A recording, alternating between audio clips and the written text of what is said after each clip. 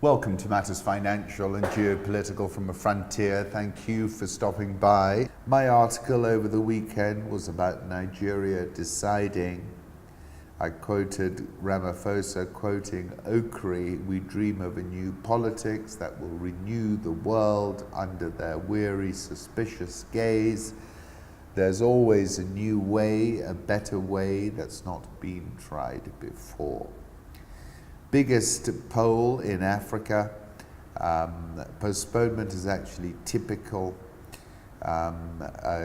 Okri likes the literary genre of magic realism. Nigerian politics has spun some surreal narratives of its own. Sani Abacha, Umari Yar'Adua kept alive in an ambulance in the grounds of State House.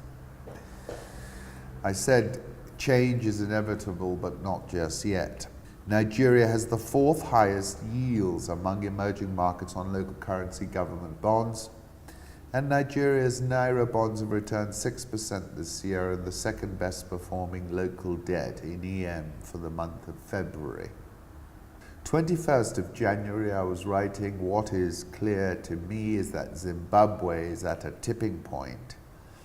8th of October the previous year, I said the government's voodoo economics, where it spent $1.3 billion priming the economy ahead of the election, money it did not have, was the straw that broke the camel's back.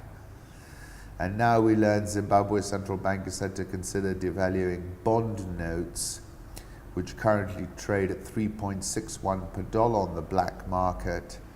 Depreciating the so-called bond notes would be an acknowledgement that the official one-for-one exchange rate is no longer sustainable. This would be the second reform after the central bank ordered lenders to separate deposits of dollars and electronic money known as RTGS.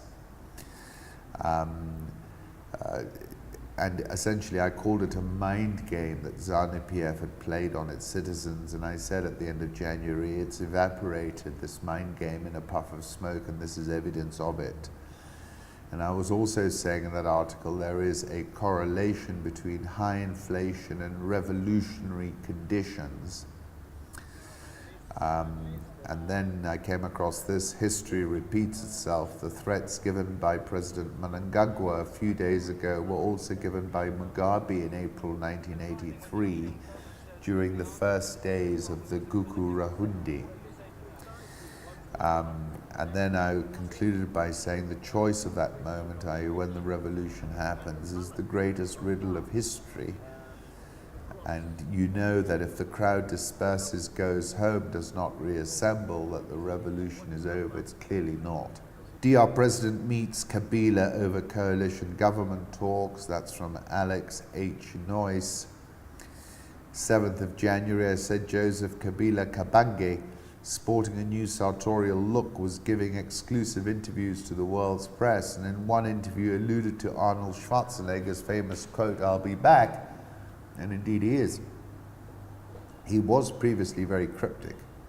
We have had discussions over this for 2 years. We can resolve them whether it is egos or someone just wishing that things should be bad. Paul Kagame, wide-ranging interview in the East African. South African all-share up 4.66% year-to-date.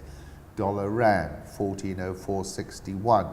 Coming back to Nigeria, Buhari's nickname is Baba Goes Slow, and I said in my last article he has to be contrasted with President Al-Sisi of Egypt. Al-Sisi made bold moves when it came to the economy, devalued its currency early, and is now reaping the dividend from its bolder economic policy. Egypt issued a big Eurobond yesterday. Book size for the 5, 10 and 30 year over $12 billion. Then they got to $20 billion. They're going to pay 6.2% for 5-year money, 7.6% for 10-year money, and 8.7% for 30-year debt, which looks the most attractive to me. Egyptian pound at 17.543, Nigerian all shares up 3.1% year to date. Ghana Stock Exchange down 3.4% year to date. East African currencies back in sync. This is from our Haplord.